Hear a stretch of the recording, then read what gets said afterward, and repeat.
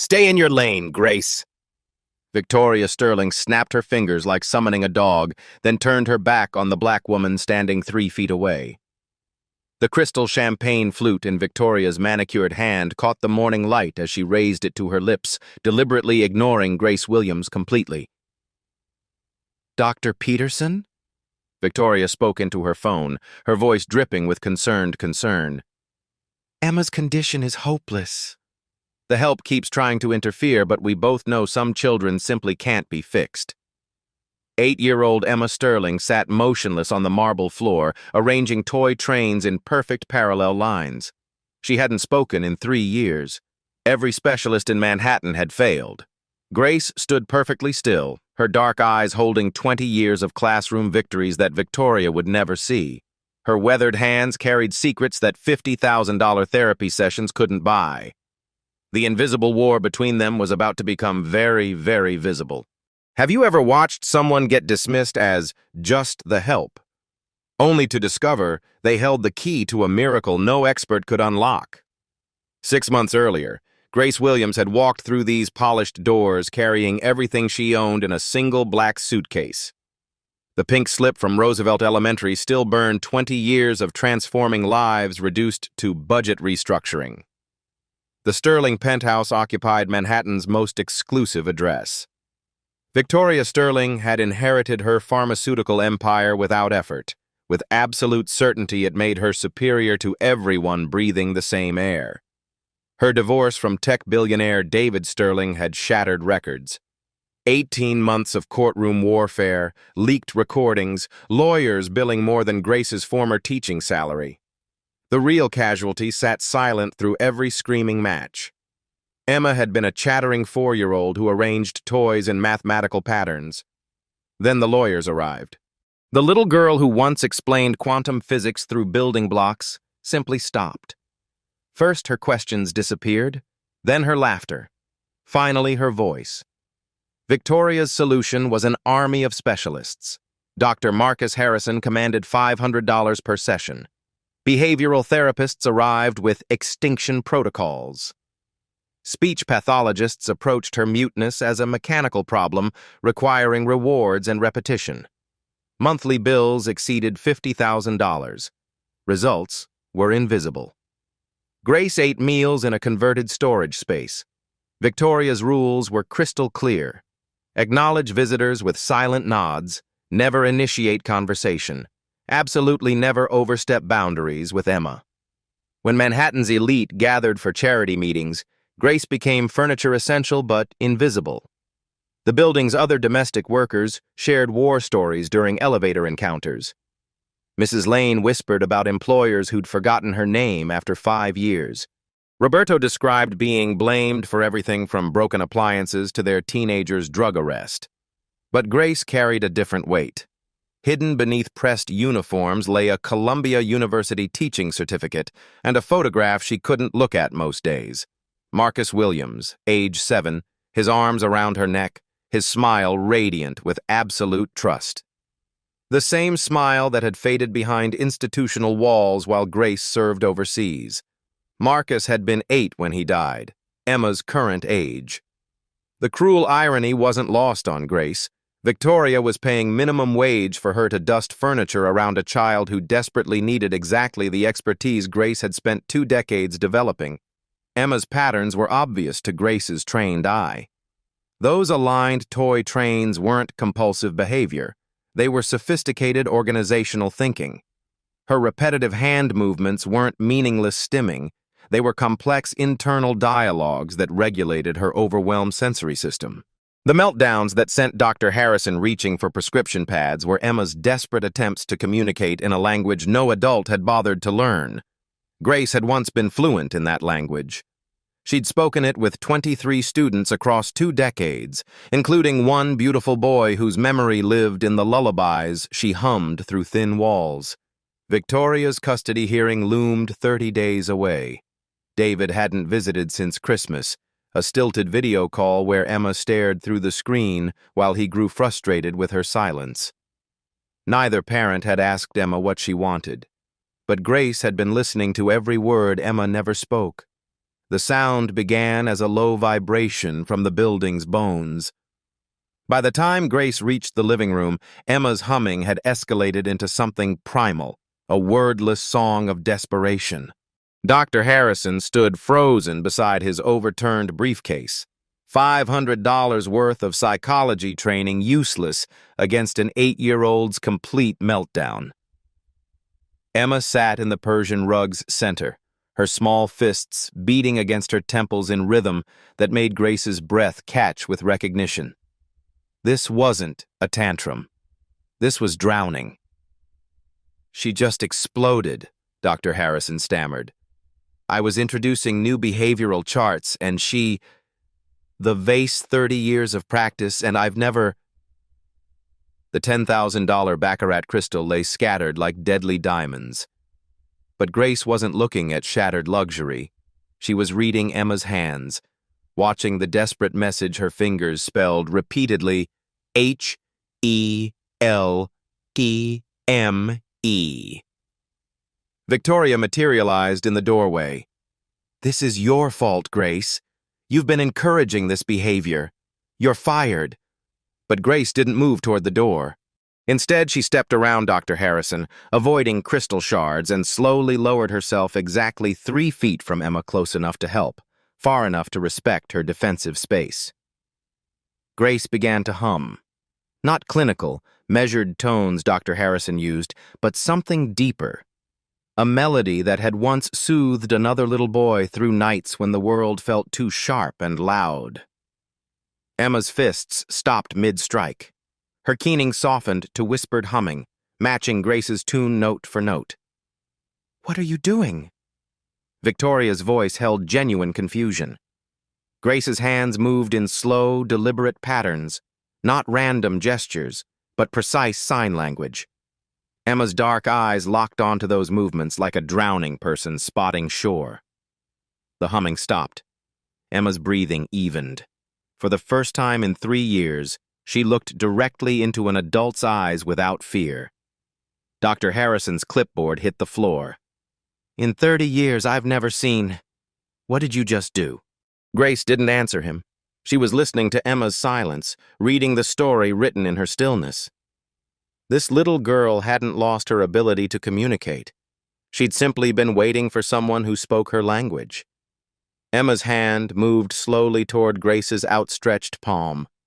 The moment their skin touched, something shifted, a door opening after years of being locked. Emma's fingers moved against Grace's palm in deliberate pressure patterns. S-C-A-R-E-D. Grace nodded once. Then Emma spelled something else, more urgent. D-A-D-D. That night, Grace sat on her narrow bed holding a photograph with edges worn soft from years of handling. Marcus Williams smiled back, 7 years old, gap-toothed, arms wrapped around her neck with absolute trust. The photo had traveled through military barracks in Afghanistan, through Columbia classrooms, through 20 schools where she'd learned some children just needed someone to believe in their hidden brilliance. It had been in her pocket the day social workers said Marcus was better off in institutional care while she served overseas. Marcus had died at 8, alone, in a facility that treated his autism like a problem to contain rather than a mind to understand. Grace pressed the photograph against her chest. She would not abandon another child to a system that saw brokenness where brilliance lived. The decision crystallized like ice forming on glass, sharp, clear, irreversible. Grace opened her laptop and began typing observations she'd collected for 6 months, patterns every expensive specialist had missed. Emma's random behaviors were sophisticated communication attempts. Her meltdowns followed precise triggers, not sensory overload but emotional frustration at being misunderstood. The toy arrangements weren't compulsive. They were mathematical expressions of internal order that calmed her brilliant racing mind. Most importantly, Emma had been trying to ask for her father through every gesture, every carefully arranged pattern, every desperate moment of apparent chaos. The next morning, Grace knocked on Victoria's bedroom door at exactly 7:15. Victoria answered in silk pajamas, her face mask still drying. Grace? What are you— I want 1 week, Grace said, her voice carrying 20 years of classroom authority. 7 days to work with Emma using proper methods. If I fail, I'll leave with no severance, no reference, no complaints. Victoria's laugh was sharp as broken glass. You think you can succeed where Harvard-trained psychiatrists have failed? I think Emma deserves someone who sees her intelligence instead of her limitations. Grace held Victoria's gaze steadily. And I think you're more afraid of me succeeding than failing. The accusation hung between them like a challenge thrown down at dawn. Victoria's mask cracked slightly. Fine. 1 week. 1. But when you fail, and you will, you leave immediately. No dramatic exits, no contact with Emma, no spreading stories about this family. Crystal clear. Grace turned to leave, then paused. 1 condition. No cameras, no Dr. Harrison, no interference. Emma and I need space to build trust. Victoria's smile was predatory. Fine. Fail in private. It'll be easier to clean up the mess. Behind her door, Victoria was already planning Grace's humiliation. But in the living room, Emma sat with her toy trains, arranging them in a new pattern, not parallel lines this time, but a perfect circle. A circle that looked exactly like a countdown clock. Day 1 began at sunrise. Grace entered the living room to find Emma already awake, sitting cross-legged beside her train collection, moving each piece with surgical precision. Instead of redirecting this behavior like every specialist before her, Grace sat down and began moving her own invisible trains in the same rhythm. Emma's hands stopped. She looked up, studying Grace's movements with scientific intensity. For 30 seconds, they sat in parallel motion, 2 minds finding the same frequency. Then Emma smiled. The first genuine smile anyone had seen in 3 years. Grace pulled out a notebook and began sketching Emma's train patterns, transforming them into mathematical equations. Not to analyze or correct them, but to understand the language Emma was already speaking fluently. Each arrangement told a story, parallel lines for calm days, circles for confusion, zigzag patterns for chaos she felt when adults talked about her like she wasn't there. You're doing math, Grace whispered, showing Emma the equations. Beautiful, complex math. Emma's eyes widened. She pointed to the notebook, then to herself, then back. The question was clear. You see me? I see you completely, Grace said. Day 2 brought the first real breakthrough. Emma led Grace to her bedroom closet, pushing aside expensive clothes Victoria never let her choose, revealing hidden drawings. Hundreds of them. Detailed sketches showing everything Emma understood, her parents fighting, therapists talking in circles, lawyers dividing her life into pieces. One drawing stopped Grace's breath. Emma had captured every detail of custody hearings she'd supposedly been too young to understand. The judge's gavel, her father's empty chair, Victoria's crocodile tears. At the bottom, in careful 8-year-old handwriting, nobody asked me. They should have asked you, Grace said. What would you have told them? Emma picked up a purple crayon and wrote across a fresh page, I want Daddy to come home. Day 3 shattered every assumption about Emma's capabilities. Grace brought a tablet loaded with communication software, expecting to spend weeks teaching basic symbols. Instead, Emma's fingers flew across the screen like a pianist playing a familiar song. Within an hour, she was constructing complex sentences, sharing thoughts trapped inside her brilliant mind for years. Her first complete message appeared in bold letters. The doctors think I'm broken. Am I broken? Grace's military training had taught her to stay composed under fire, but this question nearly destroyed her professional facade. She typed back carefully. You're not broken. You're speaking a different language, and most adults forgot how to listen. Emma typed furiously. You understand my language? I'm learning it. Will you teach me more? Yes, but Mommy doesn't want me to be smart. She wants me to be sick. The truth hit Grace like a physical blow. Emma understood everything. The inheritance implications, the custody arrangements, the way Victoria's identity as a martyred mother depended on having a damaged daughter to manage. Day 4 brought the moment that would haunt Grace's dreams. Emma approached carrying an old iPhone, her father's contact glowing on screen. Her tablet message was simple. "Can I call Daddy?" Grace's heart raced. This wasn't a therapy protocol. This was a daughter wanting her father. What would you say to him? Emma typed, "I would say, I miss him. I would say, I'm not broken. I would say, come home." Grace looked at the phone, then at Emma's hopeful face. Victoria had forbidden contact with David, claiming it would destabilize Emma's progress.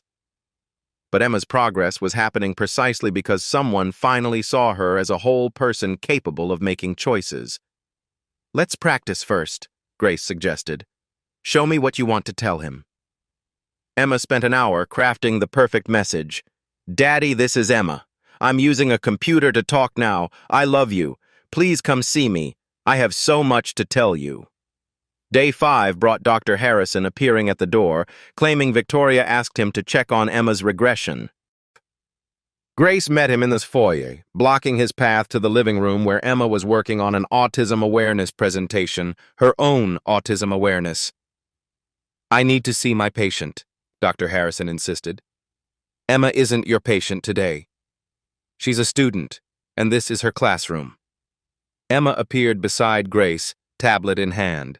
She showed Dr. Harrison her screen. "I don't want therapy today. I want to learn with Grace." Dr. Harrison's jaw dropped. In 18 months of sessions, Emma had never directly communicated with him once. How did you? He looked between Grace and Emma, his professional certainty crumbling. "What methods are you using?" Emma typed a new message.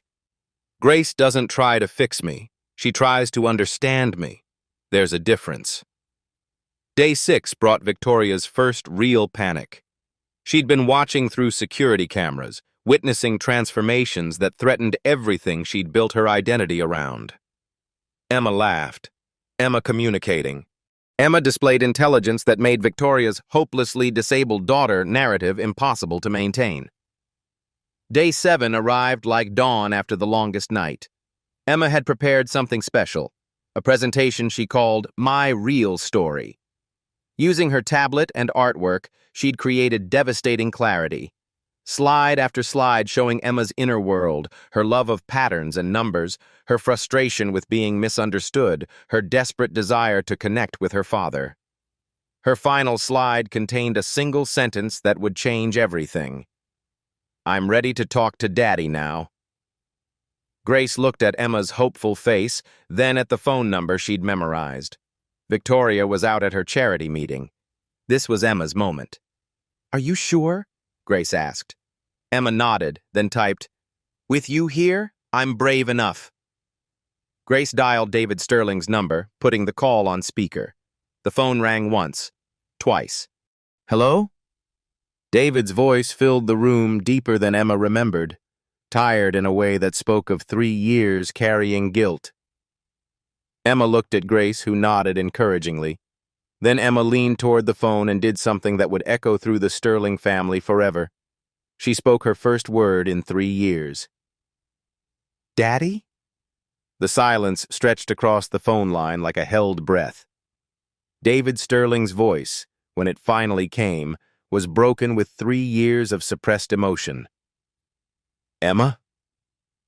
Baby, is that really you?" But before Emma could respond, the penthouse door slammed open with hurricane force. Victoria stood in the entrance, her face twisted with rage bordering on hysteria. Behind her loomed David Sterling himself, his expression thunderous. "Get away from my daughter." David's voice carried boardroom authority. "Right now." Emma's face crumpled. The phone clattered to the floor as she scrambled backward, seeking safety in her train corner. The first words she'd spoken in 3 years died in her throat, replaced by familiar humming that signaled complete retreat. "I told you she was manipulating Emma," Victoria said, voice dripping vindicated triumph. "Playing psychological games for money. People like her always have an angle." Grace stood slowly, military training keeping her voice level despite fury rising in her chest. "Emma chose to call you. She's been preparing for weeks." "Preparing?" David's laugh was harsh. "You think you can program my daughter like one of your cleaning routines? She hasn't spoken in 3 years and suddenly you wave some magic wand? She spoke because someone finally listened. She spoke because you filled her head with false hope." Victoria moved protectively toward Emma, who was now rocking violently in her corner. "Look at her now." "Look what your interference has done." Dr. Harrison appeared in the doorway, having arrived with David and Victoria. His face held a satisfied expression of someone whose predictions were being proven correct. "This is exactly what I warned would happen." Unqualified intervention leads to psychological regression. Emma's humming grew louder, more desperate. She was retreating into herself, her brief emergence into connection disappearing like smoke. Grace watched in horror as 3 years of walls rebuilt themselves in real time. "Emma, sweetheart," Grace said softly, stepping toward the corner. "Don't." David's voice cracked like a whip. "Don't you dare manipulate her further.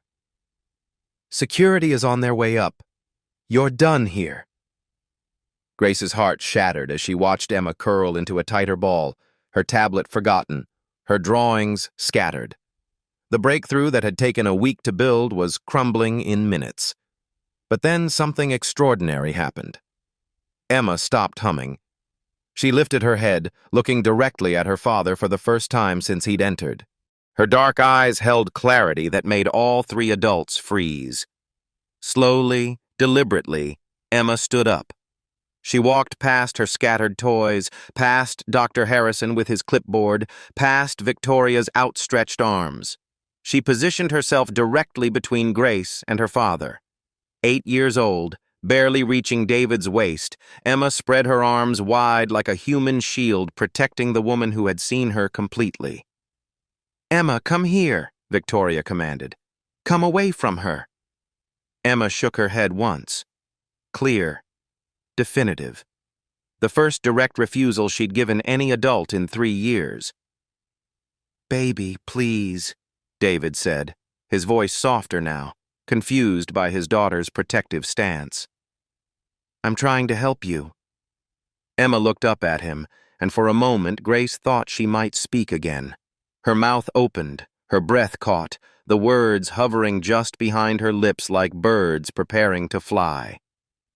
But the moment shattered. The weight of 3 adults' expectations, the noise of their adult complications, the impossibility of explaining everything she'd learned about herself crashed down on her at once. Emma's mouth closed. She stepped back, pressing against Grace's legs, but her eyes never left her father's face. The message was wordless but unmistakable. She had chosen her side. David was staring at his daughter, really looking at her for the first time since he'd arrived. In her eyes, he could see something that stopped his breath. Recognition. Intelligence. Communication that had nothing to do with words and everything to do with choice. His daughter was protecting someone who mattered to her. Someone who had reached her in ways that all his money and all Victoria's specialists had failed to achieve. "You called me," he said softly, speaking directly to Emma.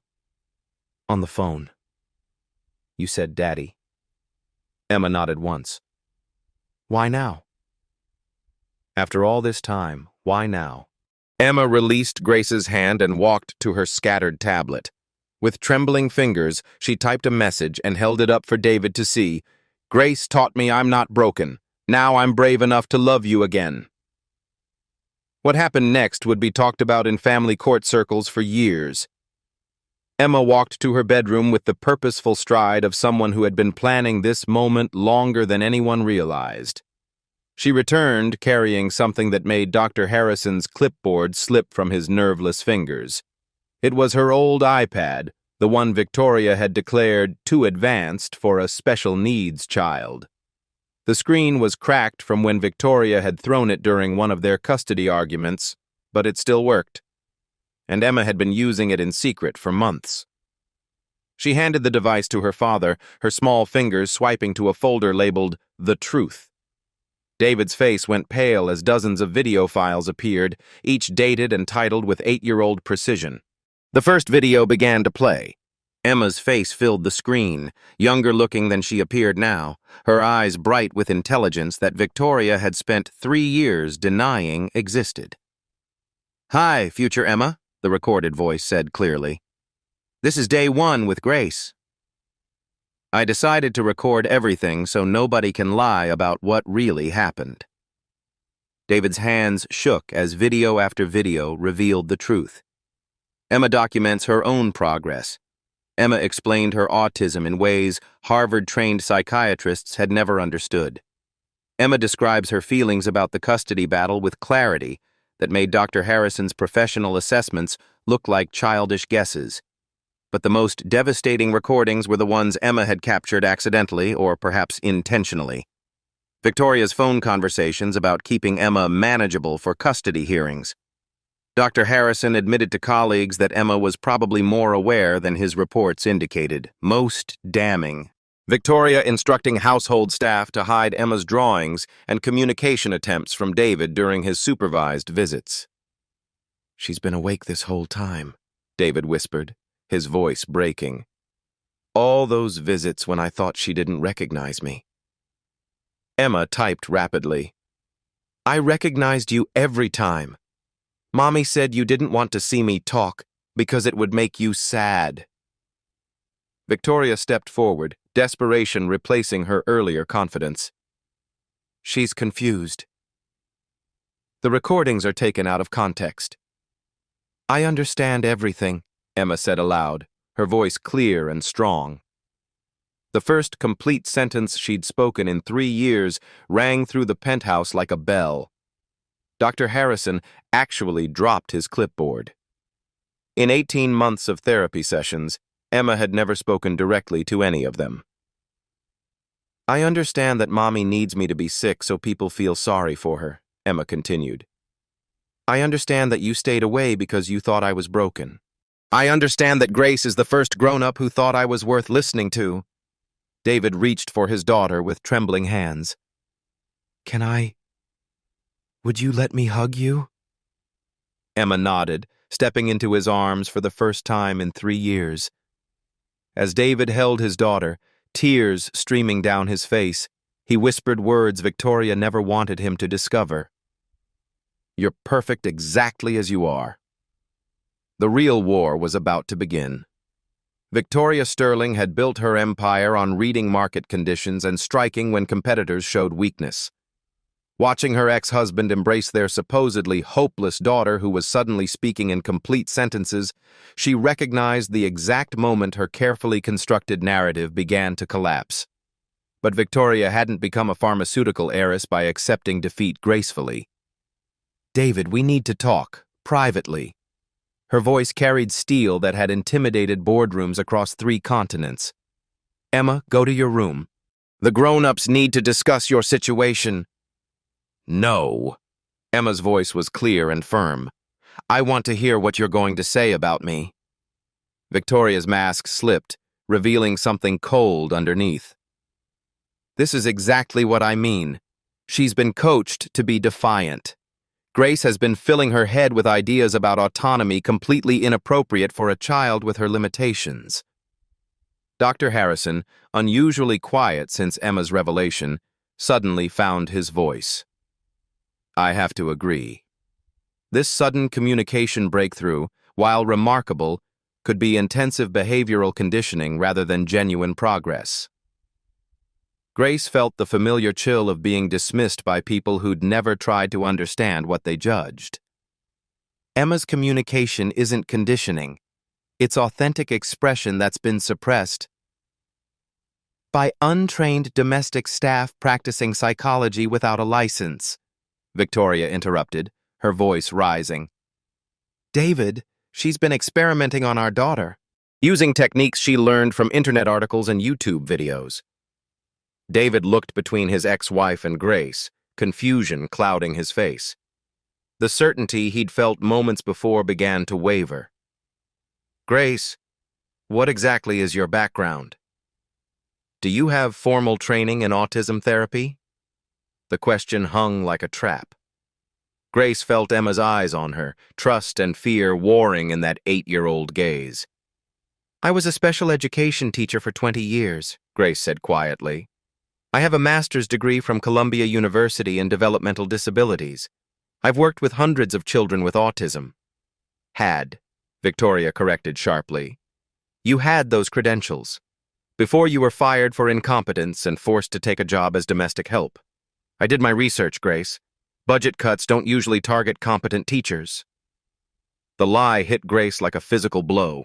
She'd never been fired for incompetence. The budget cuts had been real, devastating, completely beyond her control.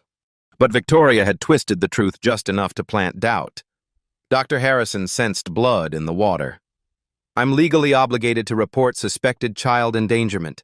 Unlicensed therapeutic intervention can cause severe psychological damage to vulnerable children. Emma stepped closer to Grace, her newly found voice trembling with confusion. Grace didn't hurt me. She helped me. Sweetie, you don't understand, Victoria said, her voice taking on the patronizing tone she used with donors who asked too many questions. Grace made you think you were better, but she was just playing games with your emotions. That's very dangerous for someone with your condition. David pulled out his phone, his fingers moving with the efficiency of someone accustomed to making quick decisions based on incomplete information. I'm calling our family attorney. If there's any chance Emma has been subjected to unauthorized treatment. You're calling a lawyer? Grace's voice carried 20 years of classroom authority, but underneath, David could hear something breaking. Your daughter spoke for the first time in 3 years, showed you evidence of her intelligence, and your response is to call a lawyer. I'm protecting my daughter from someone who may have manipulated her vulnerable mental state, David replied, but his voice lacked conviction. Emma's tablet fell to the floor with a crack that echoed through the penthouse. She stared at her father, watching her hero transform back into just another adult who saw her as a problem to be managed, rather than a person to be heard. I wasn't manipulated, Emma said, her voice small but determined. I was loved. Victoria moved swiftly, pressing her advantage. David, I've already contacted the authorities. Child Protective Services is sending someone to evaluate the situation. And I've spoken with our custody mediator about Grace's influence on Emma's psychological state. Grace felt walls closing in with military precision. Victoria had outflanked her, completely turning Grace's greatest strength into apparent weakness, twisting Emma's breakthrough into evidence of exploitation. The sound of the elevator arriving sent ice through Grace's veins. When doors opened, 2 police officers stepped out, followed by a stern-faced woman carrying CPS identification. We're here about a report of child endangerment, the lead officer said, his eyes settling on Grace. Ma'am, we need you to step away from the child. Emma's face went white. She grabbed Grace's hand with both of hers, holding on like someone drowning. No! Grace didn't do anything wrong. But the adults weren't listening to Emma anymore. Dr. Harrison was explaining behavioral regression patterns to the CPS worker. Victoria was describing unqualified interventions to police officers. David was demanding full psychological evaluations to determine if his daughter had been harmed. And Grace was being handcuffed in front of an 8-year-old girl who had finally learned to trust an adult, only to watch that adult being taken away like a criminal. Emma, listen to me, Grace said as officers led her toward the elevator. None of this is your fault. You are brilliant and beautiful and perfect exactly as you are. Don't let them convince you otherwise. Emma's scream followed Grace into the elevator raw, wordless, the sound of a child's heart breaking in real time. As doors closed, Grace caught one last glimpse of Emma collapsing to the floor, returning to rocking motion and desperate humming that had defined her life before their week together. Victoria's plan had worked flawlessly. In 30 minutes, she had destroyed a week's worth of progress and eliminated the one person who posed a threat to her carefully constructed narrative. But Victoria had underestimated exactly how much Emma had been learning, recording, and planning during those 7 transformative days. Emma Sterling was far from finished telling her story. Grace Williams sat in a holding cell that smelled of industrial disinfectant and broken dreams. 36 hours since Emma's scream echoed through the penthouse. 36 hours since watching a little girl's breakthrough crumble under adult fears and legal maneuvering. Dr. Marcus Harrison arrived Tuesday morning carrying a thick manila folder. His face held none of the professional superiority that had defined their encounters. "I owe you an apology," he said, setting the folder down, "and possibly my career. I've reviewed all security footage from the Sterling penthouse. Victoria gave me access, thinking it would support her case." Harrison opened the folder, revealing screenshots. She was wrong. The images told an undeniable story. Emma engaged, communicating, learning. Grace responded with expertise that transformed isolation into connection. Most damning, timestamps showing Emma's breakthroughs happened when Victoria was absent. "In 30 years, I've never seen therapeutic progress this dramatic or authentic. What you accomplished in 1 week, it's unprecedented." "Then why am I in jail while Emma's locked in silence?" Harrison flushed with shame. "Because Victoria Sterling pays my practice more than most clients pay in decades. I let financial incentive cloud my judgment." He slid a document across the table. "My formal assessment recommending you be reinstated as Emma's primary support. I'm also recommending Victoria's custody be reevaluated for deliberate interference with treatment." "Why now?" Emma changed everything. She stopped eating, sleeping, and responding to anyone. "Yesterday, David fired me and demanded all files be reviewed by independent specialists." Harrison leaned forward.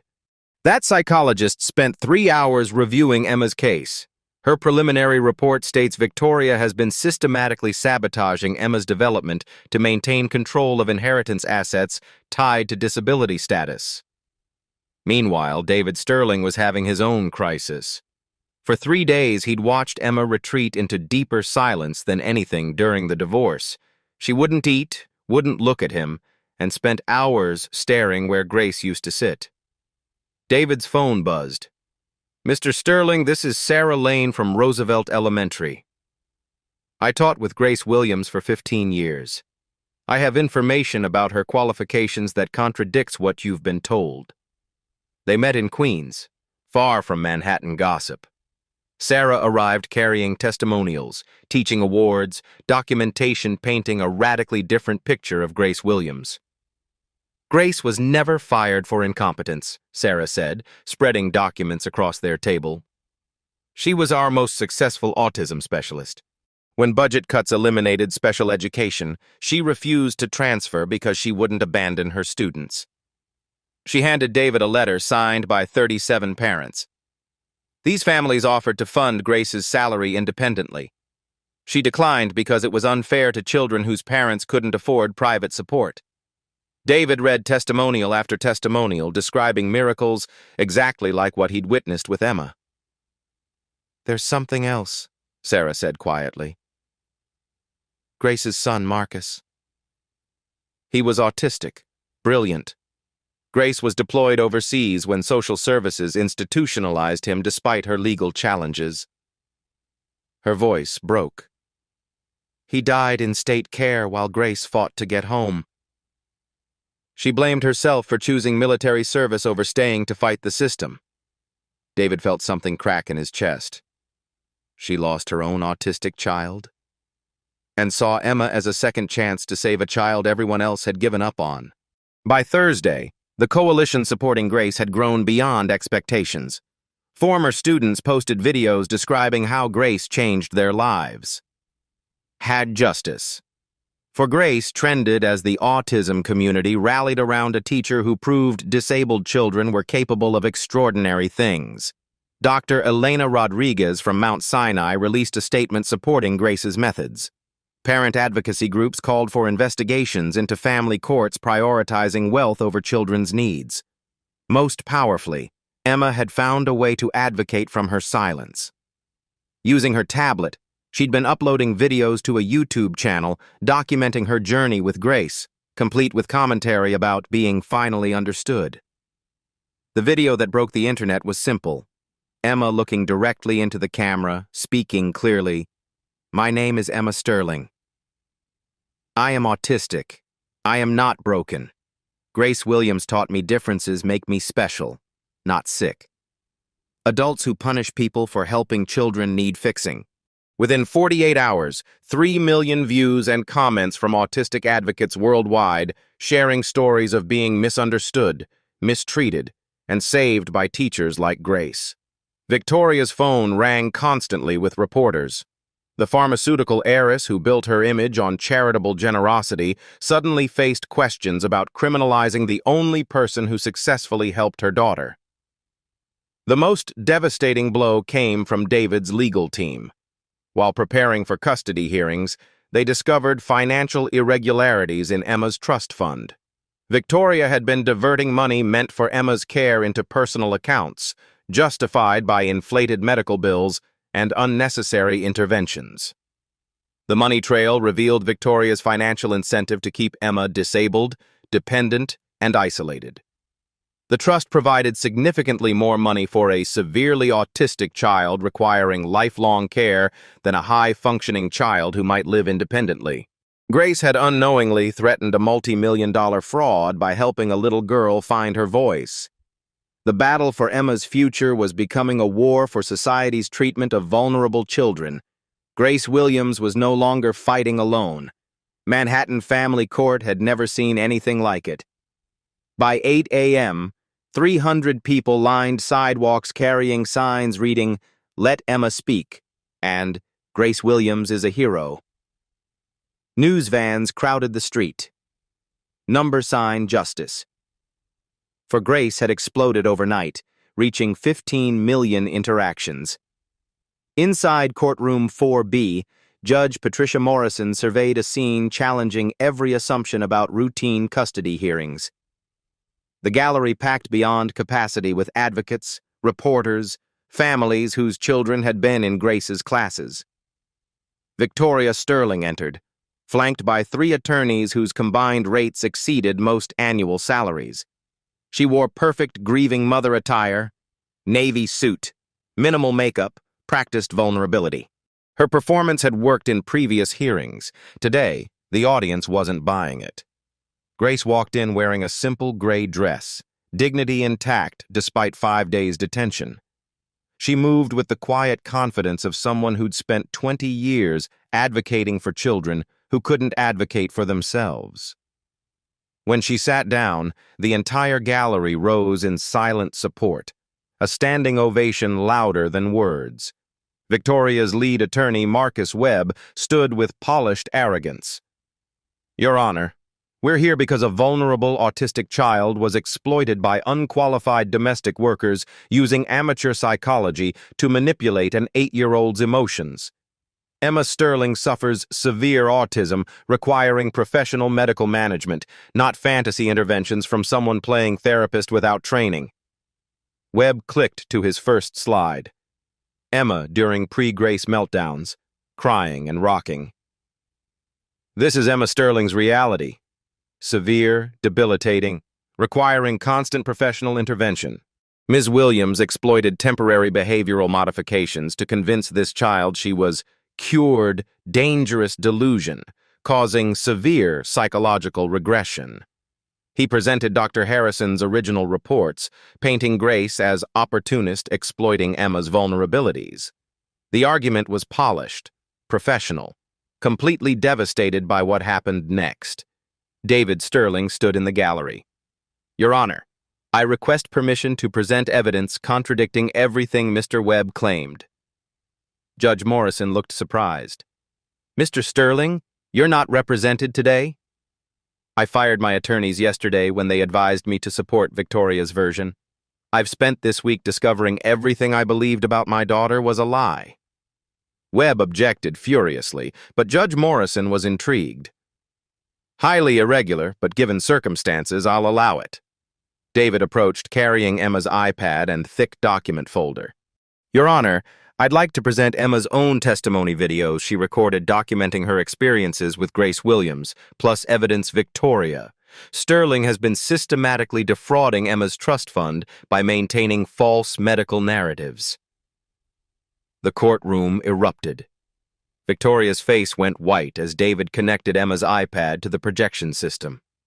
Emma's voice filled the room with crystal clarity. Hi, this is Emma Sterling.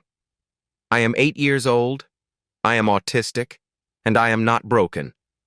I made these videos to show people what it's really like when someone treats you like you're smart instead of sick.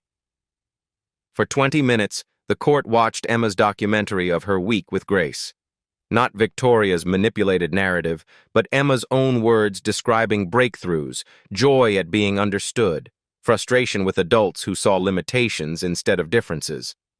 Most devastating, Emma's reaction to overhearing Victoria's insurance call. Mommy told them I'll never get better because if I get better, we get less money. She doesn't want me to be happy because happiness means less money. Webb desperately objected, claiming videos inadmissible, but Judge Morrison was transfixed. Mr. Webb, your client described Emma as nonverbal and intellectually disabled.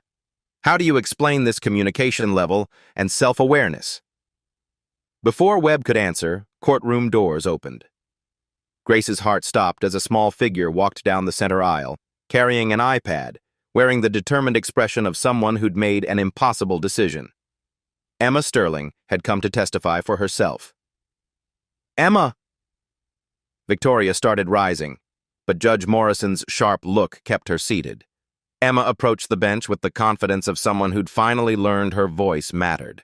She handed the iPad to the court clerk, who connected it to projection.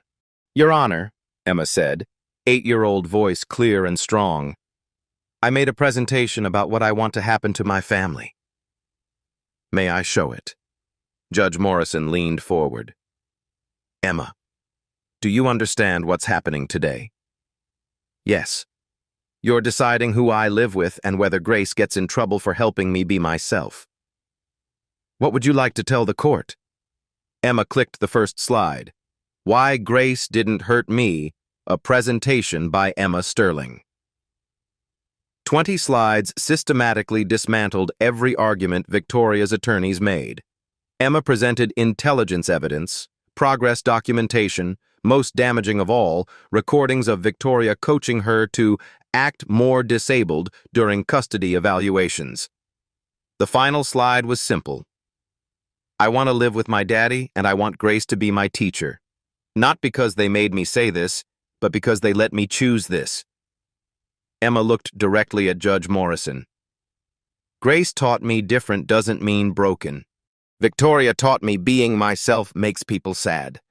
I don't want to be sad anymore. The courtroom was utterly silent. Victoria's mask completely slipped, revealing desperation and fury. She doesn't understand what she's saying, Victoria said, voice rising with hysteria.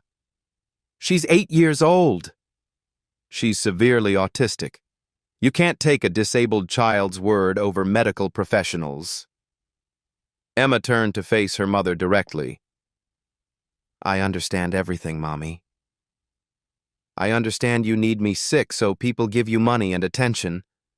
I understand you're scared of me being smart because smart kids ask questions about where money goes. Judge Morrison had heard enough. Mr. Webb, I'm ordering an immediate forensic audit of Emma Sterling's trust fund. I'm also ordering a comprehensive evaluation of Emma's cognitive abilities by independent autism specialists. She turned to Emma. Young lady, you've shown remarkable courage coming here today. This court will protect your right to be heard and be safe." Emma nodded solemnly, then walked to Grace and took her hand. "Can Grace come home with us now?"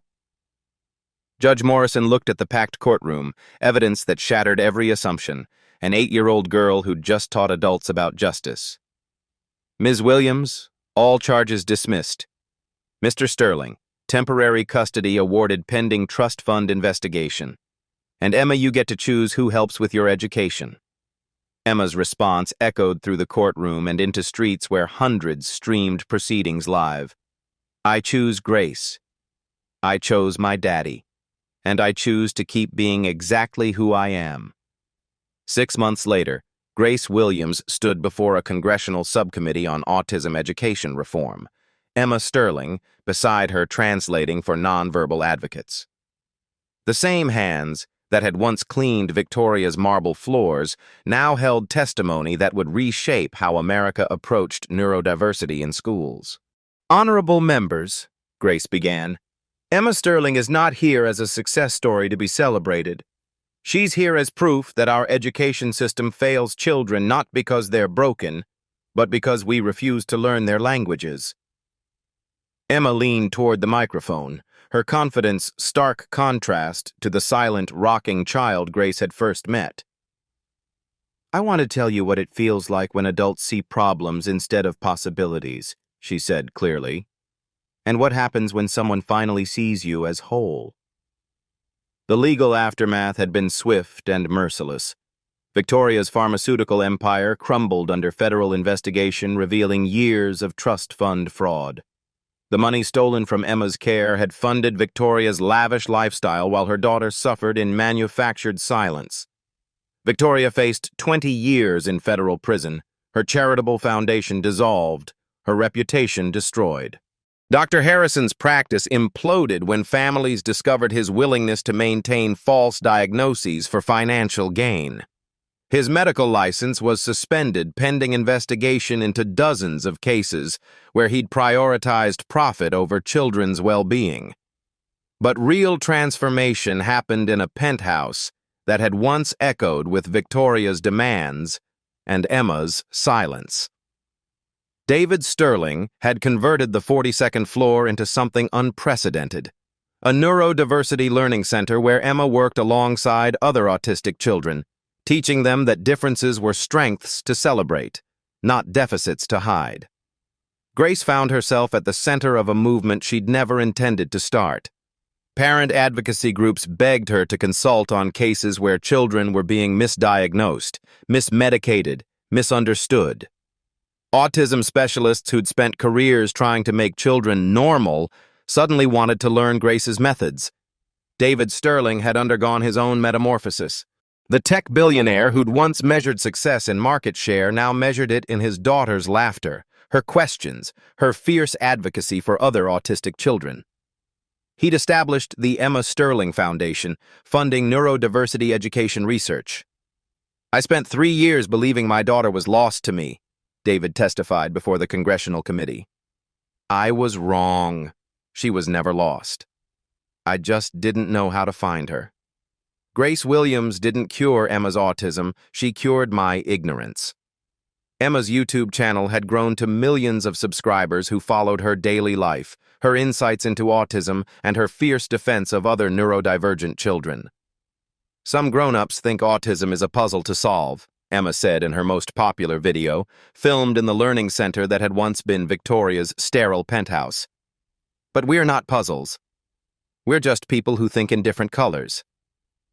Grace taught me that my colors are beautiful." Grace's journey had led her far from the storage room where she'd once slept among cleaning supplies. She now directed the Sterling Foundation's educational initiatives, traveling to schools where teachers learned that behavior was communication, that stimming was self-regulation, that children they'd labeled difficult were often the most gifted. But the moment that would define Grace's legacy happened on a Tuesday morning in October, in a small classroom in Queens where she'd returned to do what she'd always done best, teach. A new student sat in the corner, arms wrapped around his knees, rocking slightly. His name was Marcus. A coincidence that made Grace's breath catch. He was 8 years old, nonverbal, and recently diagnosed with autism. His parents had been told he'd never speak, never connect, never be normal. Grace had heard those predictions before. She sat on the floor 3 feet away from Marcus, pulled out a notebook, and began sketching patterns that matched his gentle rocking motion. After 10 minutes, Marcus looked up. Their eyes met, and Grace saw intelligence waiting patiently for someone to notice it was there. "Hello, Marcus," Grace said softly. "I think you and I are going to understand each other very well." 3 weeks later, Marcus took Grace's hand and led her to a computer, where he typed his first words, "You see me." Grace's response was immediate. "I see you completely." The sterling penthouse had been transformed from monument to wealth into beacon of hope. Where Victoria's crystal had once reflected artificial light, children's artwork now covered every wall. Where silence had once reigned, the sound of learning, talking, laughing, typing, signing filled every room. On Grace's nightstand, 2 photographs sat side by side. One showed Marcus Williams, her son, his arms around her neck, his smile bright with trust.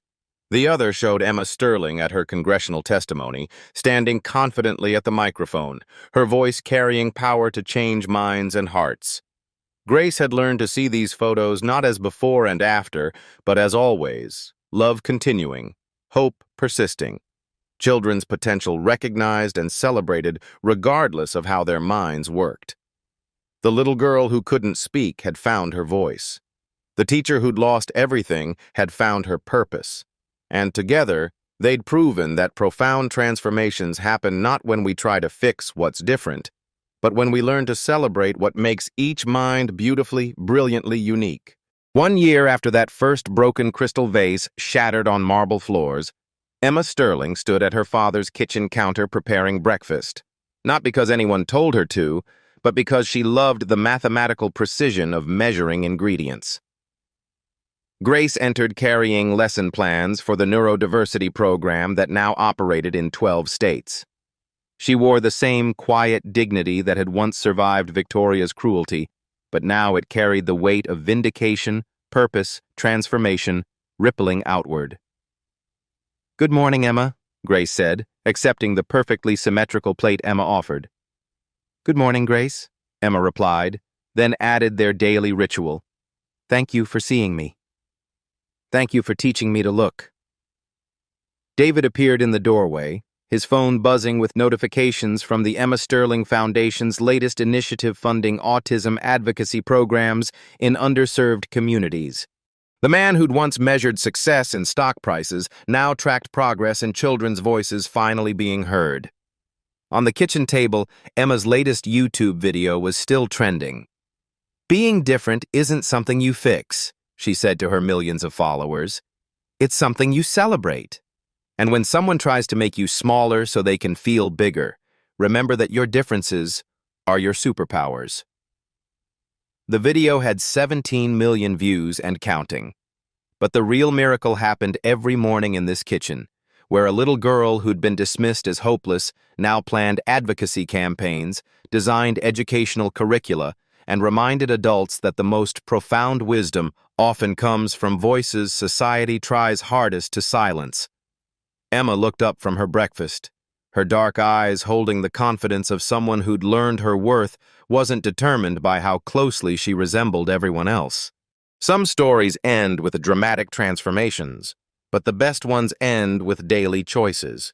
Choosing to listen instead of assume, to celebrate instead of fix, to see brilliance where others see limitations. Emma Sterling's flame would illuminate paths for children around the world who'd been told they were broken, proving that sometimes the person everyone overlooks holds the key everyone's been searching for. Final questions. If you saw someone being dismissed as just the help, would you look closer at what they might truly offer? What talents might you be overlooking in people society has taught you to ignore? Sharp-eyed viewers will catch the moment at 8:47 when Emma shows she's been planning her courtroom testimony for weeks. The clues were there all along. hidden in her train arrangements that spelled out justice in mathematical sequences. This story proves that connection transcends credentials, that the most profound healing happens when we stop trying to fix what's different and start celebrating what makes each mind beautifully unique.